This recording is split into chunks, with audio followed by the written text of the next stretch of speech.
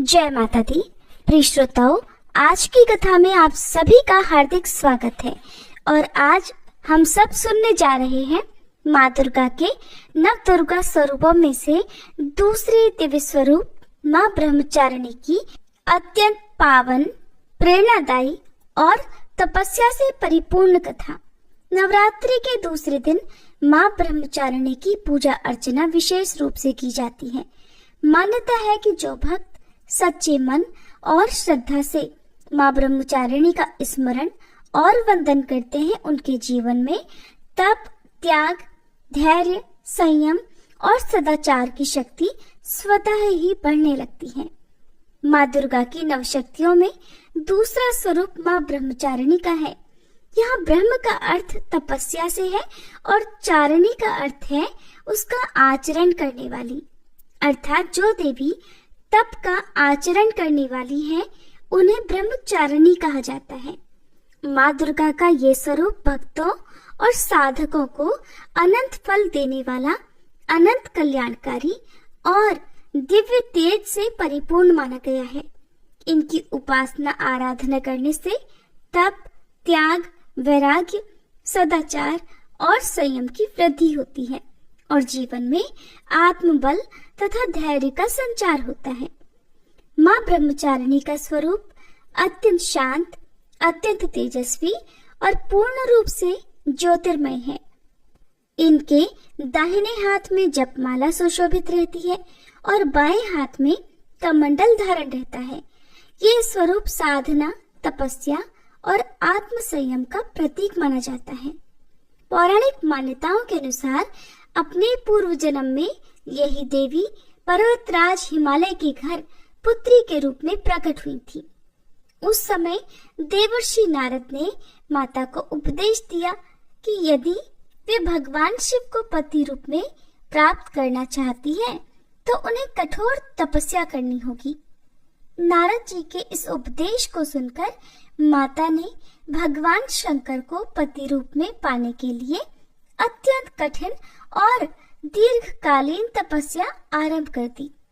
माँ की ये तपस्या इतनी कठोर, इतनी कठिन और इतनी अद्भुत थी कि देवता, ऋषि, मुनि और सिद्धजन भी उसे देखकर आश्चर्यचकित रह गए। कहा जाता है कि माता ने हजारों वर्षों तक केवल फल फूल खाकर अपना जीवन व्यतीत किया और अत्यंत कठिन व्रत उपवास किए। खुले आकाश के नीचे रहकर उन्होंने वर्षा, धूप और ठंड के असहनीय कष्ट भी सहन किए, पर फिर भी उनका मन भगवान शिव की आराधना से कभी विचलित नहीं हुआ। इसके बाद भी माता की तपस्या समाप्त नहीं हुई। लगभग 3000 वर्षों तक उन्होंने केवल टूटे हुए बेलपत्र खाकर भगवान शिव का ध्यान और जप किया। माता की यह तपस्या दिन प्रतिदिन और अधिक कठोर होती चली गई। आगे चलकर माता ने बेलपत्र खाना भी त्याग दिया और कई हजार वर्षों तक निर्जल और निराहार रहकर भगवान शंकर की आराधना साधना करती रही। इस अत्यंत कठिन तपस्या के कारण माता का शरीर अत्यंत क्षीण और दुर्बल हो गया था, परंतु उनका संकल्प अडिग और अटल बना रहा। देवता, ऋषि, सिद्धगण और मुनिजन सभी माता की इस अद्भुत तपस्या को देखकर अत्यंत प्रसन्न हुए और उन्होंने माता की तपस्या की भूरी भूरी प्रशंसा की। तब उन्होंने माता से कहा, हे देवी, आपकी ये तपस्या तो अभूतपूर्व है, अद्वितीय है। आज तक किसी ने भी इतनी कठोर तपस्या नहीं की। ये महान कार्य केवल आप ही कर सकती थी। आपकी मनोकामना अवश्य पूर्ण होगी। भगवान चंद्रमौली शिव आपको पति रूप में प्राप्त होंगे। अब आप अपनी तपस्या समाप्त करें और अपने घर लौट जाएं। शीघ्र ही आपके पिता के यहाँ से आपको बुलावा आएगा। इस प्रकार माता अपनी कठिन तपस्या में रत रही और भगवान शिव ने उन्हें साक्षात दर्शन देकर उनकी तपस्या को स्वीकार किया और उन्हें अपनी अर्धांगिनी बनाने का वचन देकर उन्हें उनके घर के लिए विदा कर दिया। आखिरकार भगवान शिव ने पूर्ण विधि विधान के साथ देवी के साथ विवाह किया। कठोर तपस्या करने के कारण ही माता को तपचारिणी और ब्रह्मचारिणी कहा जाने लगा। माँ ब्रह्मचारिणी की इस पावन कथा का सार ये है कि जीवन में चाहे कितनी भी कठिनाइयां आए, कितने भी संघर्ष आए, हमें कभी भी अपने लक्ष्य और अपने विश्वास से विचलित नहीं होना चाहिए। धैर्य, संयम और भक्ति से किया गया प्रयास अवश्य सफल होता है। माँ ब्रह्मचारिणी की कृपा से भक्तों को सर्व सिद्धि, ज्ञान, धैर्य और आत्मबल की प्राप्ति होती है। नवरात्रि के दूसरे दिन माता के इसी स्वरूप की विशेष पूजा अर्चना की जाती है। इस दिन प्रातःकाल स्नान ध्यान करके स्वयं को शुद्ध और पवित्र करें। इसके बाद माँ ब्रह्मचारिणी की प्रतिमा या तस्वीर की स्थापना करके श्रद्धा भाव से पूजा करें। पूजा करते समय मन को शांत रखें और सच्चे मन से माता के नाम का स्मरण करते रहें। मान्यता है कि माँ ब्रह्मचारिणी के पूजन और वंदन से कठिन तप और व्रत सफल होते हैं। इस दिन माता को विशेष रूप से कमल या बेला के पुष्प अर्पित करें। सफेद या पीले रंग के वस्त्र धारण करके माँ की पूजा करें और दूध से बने प्रसाद जैसे खीर, दूध से बनी मिठाई या अन्य पकवान भी माँ को अर्पित किए जा सकते हैं। पान, सुपारी, इलायची का भोग भी माँ को लगाया जाता है और कथा का श्रवण करने के बाद कपूर जलाकर माता की आरती अवश्य करें। विद्यार्थियों के लिए ये पूजा विशेष फलदायी मानी गई है, क्योंकि इससे अध्ययन में रुचि बढ़ती है, स्मरण शक्ति का विकास होता है और जीवन की अज्ञानता दूर होकर ज्ञान का प्रकाश भी फैलता है। माँ ब्रह्मचारिणी की कृपा से भक्तों के जीवन में धैर्य, संयम, ज्ञान और आध्यात्मिक शक्ति का संचार होता रहे, ऐसी हम सबकी माँ ब्रह्मचारिणी से प्रार्थना है। प्रिय भक्तजनों, ये थी माँ ब्रह्मचारिणी की कथा। सभी प्रेम से बोलिए माँ ब्रह्मचारिणी की जय। प्रिय भक्तजनों, आप सुनिए चैत्र मास महात्म्य का 16वां अध्याय, जो कि आप लगातार हमारे चैनल पर इससे पहले तक सुन रहे थे, जिसमें आपको हम देवी भागवत की कथाएं सुना रहे थे। तो कल से आगे की कथा अब सुनिए। व्यास जी कहते हैं, ताम्र नामक दैत्य के मूर्छित हो जाने पर महिषासुर ने कुपित होकर विशाल गदा उठाई और वह स्वयं देवताओं पर टूट पड़ा। देवताओं, ठहरो, तुम सब लोगों को आज मैं गदा से चूर्ण किए देता हूँ। तुम सदा से ही निर्बल हो। जहाँ कहीं भी इच्छा अनुसार बलि खा लेना तुम्हारा स्वाभाविक काम है। ऐसा कहकर अभिमान से चूर रहने वाला महिषासुर इंद्र के ही पास पहुंच गया। देवराज इंद्र ऐरावत हाथी पर बैठे थे। महाबाहु महिषासुर ने उनके कंधे पर गदा से चोट पहुंचाई। देवराज भी सावधान थे। उन्होंने भी अपने भयंकर वज्र से दानव की गदा तुरंत काट डाली। फिर महिषासुर को मारने के लिए बड़ी तेजी से वे आगे बढ़े। महिषासुर भी साधारण क्रोधी नहीं था, बल्कि उसने भी चमचमाती हुई तलवार अपने हाथों में ले ली। महान पराक्रमी इंद्र सामने पहुंच चुके थे। आगे बढ़कर उस दैत्य ने उन पर तलवार चलाना आरंभ कर दिया। फिर तो दोनों में ही संपूर्ण प्राणियों को भयभीत कर देने वाला रोमांचकारी युद्ध ठन गया। तरह तरह के आयुधों का प्रयोग करके वे लड़ रहे थे। उस समय शंबरासुर ने एक ऐसी माया का आविष्कार किया था जिसमें संपूर्ण जगत को ही नष्ट कर देने की शक्ति थी, तथा मुनि भी जिसके चक्कर में पड़ जाते थे। महिषासुर ने शीघ्रता पूर्वक उसी माया का ही प्रयोग कर दिया और उस विचित्र माया के प्रभाव से वहां एक साथ ही करोड़ों महिषासुर प्रकट हो गए। रूप और पराक्रम में सभी एक समान दिखाई देते थे। सबकी भुजाएं आयुधों से अलंकृत थी और वे देवताओं की सेना पर प्रहार कर रहे थे। ऐसी स्थिति में दैत्य द्वारा रची गई उस मोहकारी माया की भीषण रचना देखकर इंद्र के मन में भय के कारण अत्यंत घबराहट उत्पन्न हो गई। वरुण, कुबेर, यमराज, अग्नि, सूर्य और चंद्रमा, इन सब के मन में महान त्रास छा गया। अपनी विचार शक्ति खोकर ये सभी देवता वहां से भाग चले। तब उन्होंने दूर जाकर श्री ब्रह्मा, विष्णु और शंकर जी का चिंतन किया। स्मरण करते ही वे देवताओं के पास आ गए। हंस, गरुड़ और बलिवर्द पर वे बैठे हुए थे। देवताओं की रक्षा करने के लिए उन्होंने हाथ में श्रेष्ठ आयुध ले रखे थे। मोह उत्पन्न करने वाली उस आसुरी माया को देखकर भगवान विष्णु ने अपना प्रज्वलित सुदर्शन चक्र चलाया। उस चक्र के प्रचंड तेज से माया की सारी रचना समाप्त हो गई। उस समय सृष्टि, स्थिति एवं संहार के अधिष्ठाता प्रधान देवता वहां उपस्थित थे। महिषासुर ने उन्हें देखकर युद्ध की अभिलाषा से परिघ उठा लिया और बड़ी तेजी से आगे बढ़ा। महान बलशाली महिषासुर, उसका सेनाध्यक्ष चिक्षुर, उग्रास्य, उग्रवीर, असिलोमा, त्रिनेत्र, वाशकल और अंधक, ये दानव तथा इनके अलावा भी बहुत से दैत्य युद्ध करने के विचार से निकल पड़े। सभी कवच पहने हुए थे, भुजाएं धनुष से सुशोभित थी। वे मतवाले होकर रथ पर बैठे हुए थे। उन्होंने संपूर्ण देवताओं को इस प्रकार घेर लिया मानो सियार सुकोमल बछड़ों को घेर कर खड़े हो जाते हैं। इसके बाद तो वे समस्त दानव मदांध होकर देवताओं पर बाण बरसाने लगे। देवताओं द्वारा भी उसी प्रकार की बाण वर्षा आरंभ हो गई। एक दूसरे को मारने के लिए सब पर्याप्त प्रयास कर रहे थे। इसके बाद भगवान विष्णु के तथा शंकर जी के साथ महिषासुर और उसके पक्ष के दानवों का बड़ा भीषण युद्ध हुआ और कुछ समय के बाद सर्वा के भगवान विष्णु, शंकर जी तथा ब्रह्मा जी अपने अपने लोक को वापस लौट गए।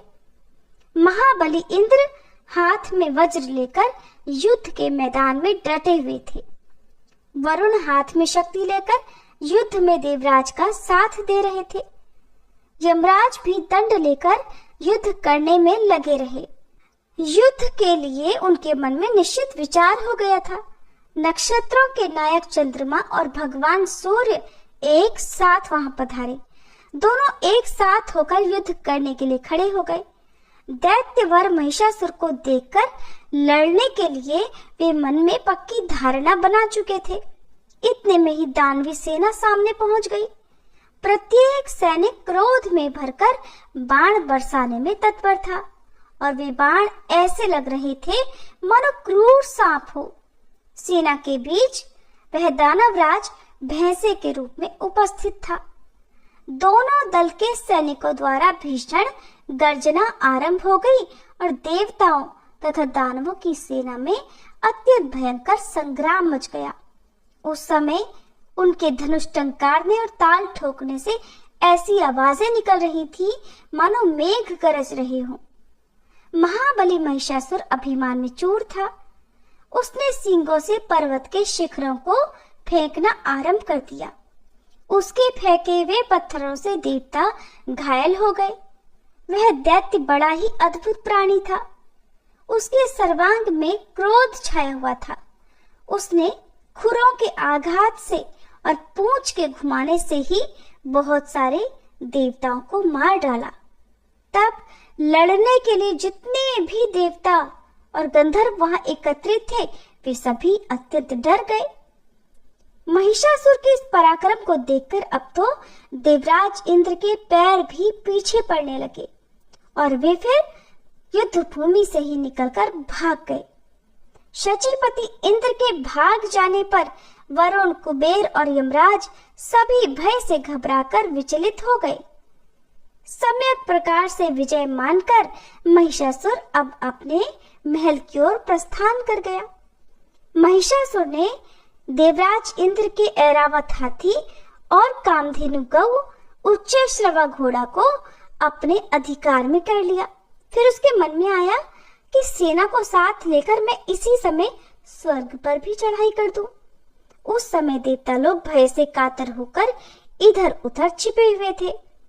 देव सदन खाली पड़ा हुआ था। महिषासुर ने तुरंत वहां पहुंचकर अपना पूरा अधिकार जमा लिया। उसने स्वयं देवराज के दिव्य आसन पर बैठने की व्यवस्था कर ली। देवताओं के स्थानों पर दानवों के बैठने का प्रबंध कर दिया गया। इस प्रकार पूरे 100 वर्षों तक अत्यंत भयंकर युद्ध करने के बाद महाभिमानी महिषासुर इंद्र का पद प्राप्त करने में सफल हो गया। उसके इस भीषण प्रयत्न से संपूर्ण देवता स्वर्ग छोड़कर पर्वत की गुफाओं में वर्षों तक भटकते रहे। इस भयानक स्थिति में उन्हें महान दुख क्लेश भोगने पड़े। राजन, निरंतर दुख सहने से जब देवताओं का साहस टूट गया, तब वे सभी एकत्र होकर ब्रह्मा जी की शरण में पुनः गए, क्योंकि प्रजा का सारा भार चतुर्मुख ब्रह्मा जी पर ही रहता है। उनका रूप राजसिक है। उस समय कमल के आसन पर विराजमान होकर वे वेद का निर्माण कर रहे थे। उन्हीं के विग्रह से प्रकट हुए मरीचि आदि प्रमुख मुनिगण, जो संपूर्ण वेदों के पारगामी और शांत स्वभाव है, सेवा में प्रस्तुत थे। सिद्ध, चारण, गंधर्व, किन्नर, पन्नग और उरग सब के सब उन देवाधिदेव जगत गुरु की स्तुति में संलग्न थे। देवता बोले, संपूर्ण दुख दूर करने वाले पद्मयोनि ब्रह्मा जी, इस समय सभी देवता संग्राम में दानवराज महिषासुर से परास्त होकर पर्वत की गुफाओं में कालक्षेप कर रहे हैं। स्थानच्युत होने के कारण उन्हें महान कष्ट भोगना पड़ रहा है। हमारी ऐसी दयनीय दशा देखकर भी आप दया नहीं करते, ये कैसी विचित्र बात है। सैकड़ों अपराध करके भी अपनी शरण में आए हुए पुत्रों को क्या निर्लोभी पिता त्याग कर उनका अधोगति में पड़े रहना स्वीकार कर सकता है? बिल्कुल नहीं। आज दैत्यों के सताए जाने पर हम समस्त देवता दीनता पूर्वक आपकी शरण में आए हुए हैं और अब भी आपकी उपेक्षा दृष्टि हो रही है। इस समय महिषासुर स्वर्ग और भूमि मंडल का राज्य भोग रहा है। ब्राह्मणों द्वारा यज्ञों में सर्वोत्तम भाग उसी को मिलता है। देव वृक्षों में श्रेष्ठ पारिजात के पुष्प उसे सेवन के लिए सुलभ हैं। यहाँ तक कि वह नीच समुद्र की अटूट निधि कामधेनु गौ से भी स्वयं लाभ उठा रहा है। देवेश, हम कहाँ तक वर्णन करें, आप तो सर्व ज्ञान संपन्न हैं। महिषासुर का सारा वृतांत आपको विदित ही है। इसलिए प्रभु, हम सभी आपके चरणों में मस्तक झुकाए हैं। विभु, महिषासुर अवश्य ही महान नीच है। उसके द्वारा निरंतर घृणित कार्य होते रहे हैं। तरह तरह के निंदित कर्मों में वह निरत है। जहाँ कहीं भी देवता जाते हैं, वो वहीं पहुंचकर उन्हें कष्ट पहुंचाता रहता है। देवेश, हम सब देवताओं के तो आप ही रक्षक हैं। हमें कल्याण के भागी बनाने की कृपा करें। आप संपूर्ण देवताओं में श्रेष्ठ हैं। सबकी सृष्टि आप पर निर्भर है। आप आदि पुरुष और मंगलमय हैं। आप में अनंत तेज निहित है। सबको शांति प्रदान करना आपका स्वभाव ही तो है। हम सभी देवता प्रज्वलित दावानल जैसे संताप से संतप्त हैं। यदि आप हमारे शरण नहीं बनते तो भला आप जैसे सर्वसमर्थ प्रभु को छोड़कर हम दूसरे किसकी शरण में जाएं? व्यास जी कहते हैं, इस प्रकार स्तुति करके संपूर्ण देवता हाथ जोड़कर प्रजापति ब्रह्मा जी को प्रणाम करने लगे। उनके मुख पर अत्यंत उदासी छाई हुई थी। उस समय उन्हें अपार पीड़ा का अनुभव हो रहा था। उन्हें दुखी देखकर लोक पितामह ब्रह्मा जी मधुर वाणी में मानो देवताओं को सुख पहुंचाते हुए से कहने लगे। ब्रह्मा जी बोले, देवताओं, मैं क्या करूं? महिषासुर को वर का अभिमान है। उसे कोई स्त्री ही मार सकती है, पुरुष नहीं मार सकते।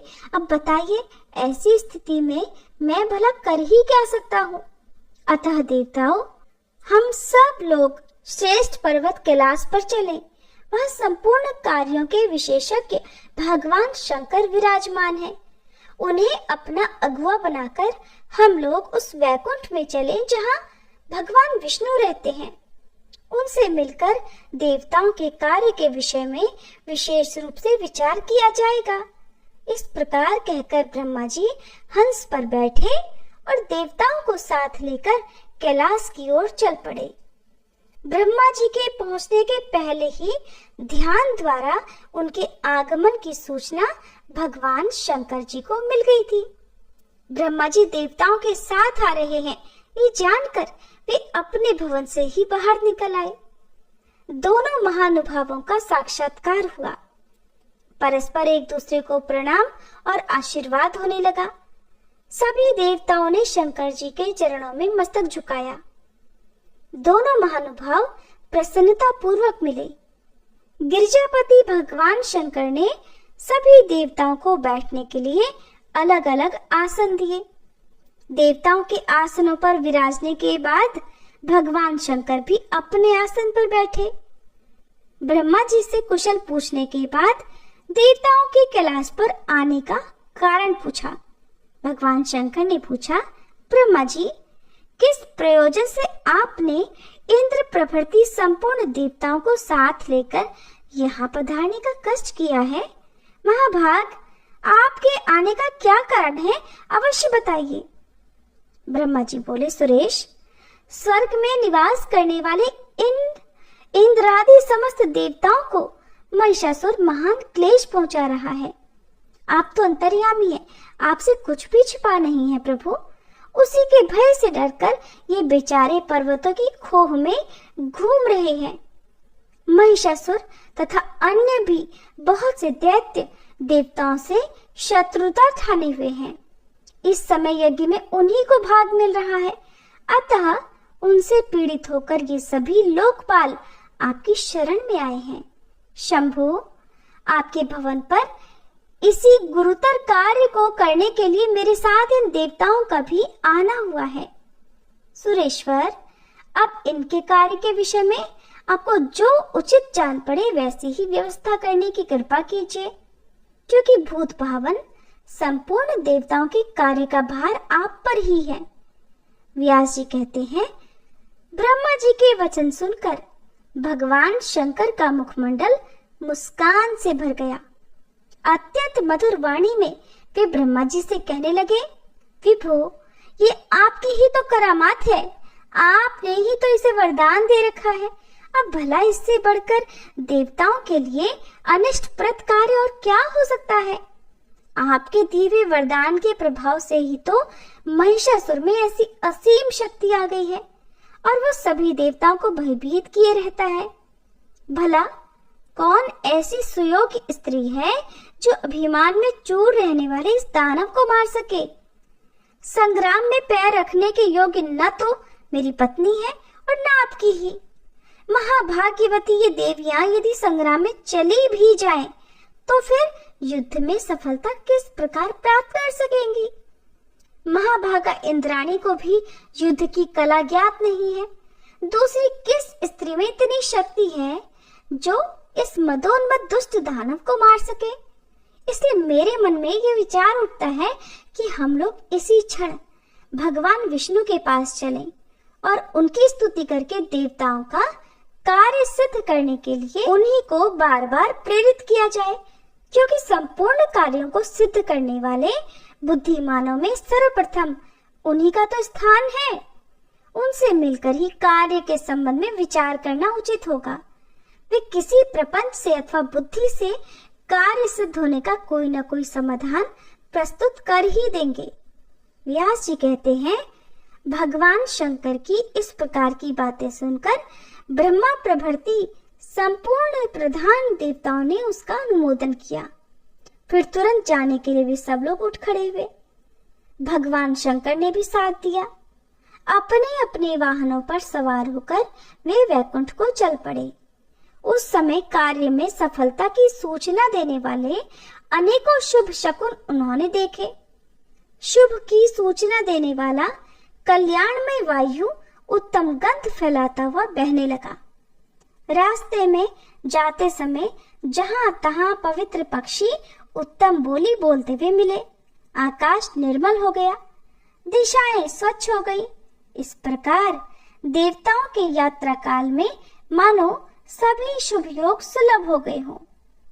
प्रिय श्रोताओं, इसके बाद आगे जो कुछ भी हुआ उसका वृतांत आप सभी अगले अध्याय में जरूर सुनिएगा। आइए अब हम सभी मिलकर प्रेम से माँ दुर्गे की आरती गाएं। जय अम्बे गौरी मैया, जय श्यामा गौरी, तुमको निश दिन ध्यावत, मैया जी को सब दिन मनावत, हरि ब्रह्मा शिवरी, जय अम्बे गौरी।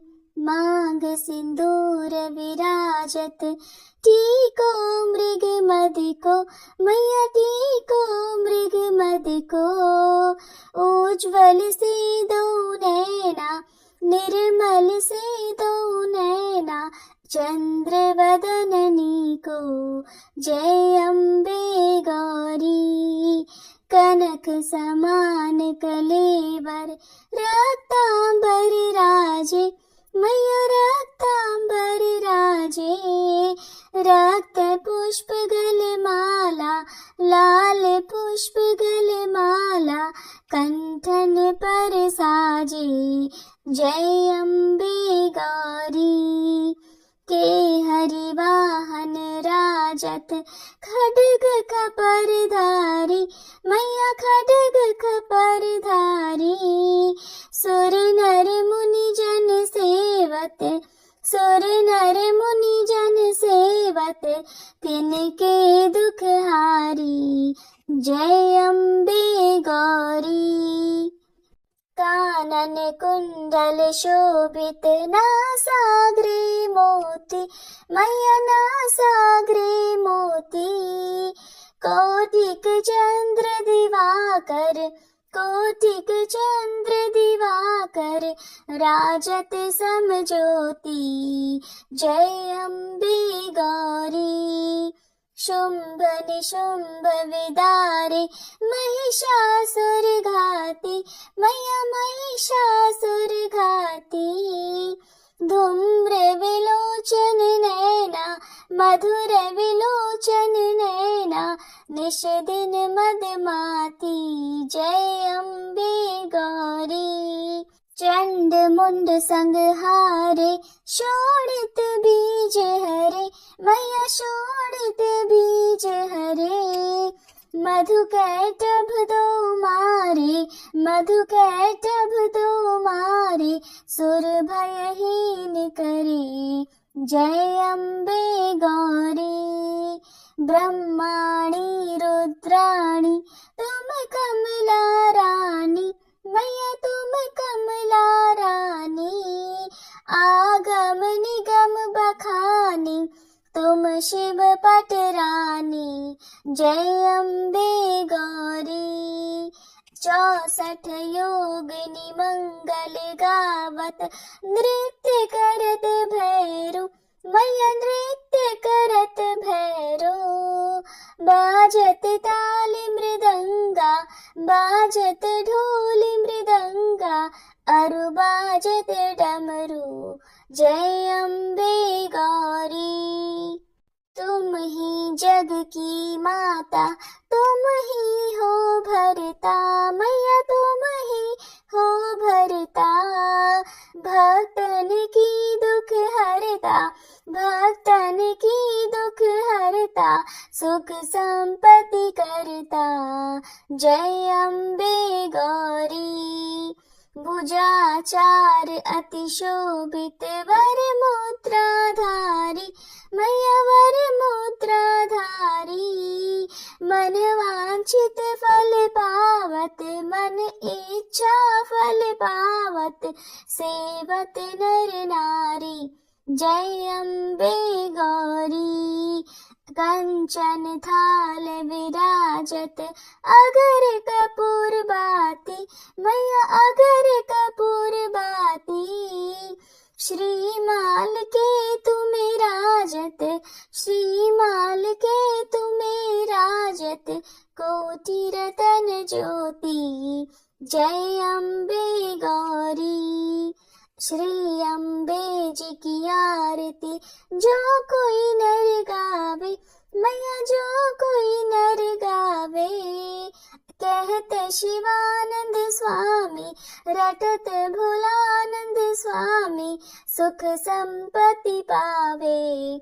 जय अम्बे गौरी, जय अम्बे गौरी, मैया जय श्यामा गौरी। तुमको निश दिन ध्यावत, मैया जी को सब दिन मनावत, हरि ब्रह्मा शिवरी, जय अम्बे गौरी। माँ दुर्गा से क्षमा प्रार्थना। हे परमेश्वरी, मेरे द्वारा रात दिन सहस्त्रों अपराध होते रहते हैं। अपनी भक्त समझकर मेरे उन अपराधों को आप कृपा पूर्वक क्षमा करो। हे परमेश्वरी, मैं आवाहन करना नहीं जानती, विसर्जन करना नहीं जानती तथा पूजा करने का ढंग भी नहीं जानती, मुझे क्षमा करो। हे देवी, हे सुरेश्वरी, मैंने जो मंत्रहीन, क्रियाहीन और भक्तिहीन पूजन किया है वह सब आपकी कृपा से पूर्ण हो। सैकड़ों अपराध करके भी जो आपकी शरण में जय जगदम्बे कहकर पुकारता है उसे वह गति प्राप्त होती है जो ब्रह्मादि देवताओं के लिए भी सुलभ नहीं है। हे जगदम्बिके, मैं अपराधी हूँ, किंतु आपकी शरण में आई हूँ। इस समय दया की पात्र हूँ, आप जैसा चाहो करो। देवी परमेश्वरी, अज्ञान से, भूल से अथवा बुद्धि भ्रांत होने के कारण मैंने जो कुछ भी कम या अधिक कर दिया हो वह सब क्षमा करो और प्रसन्न हो।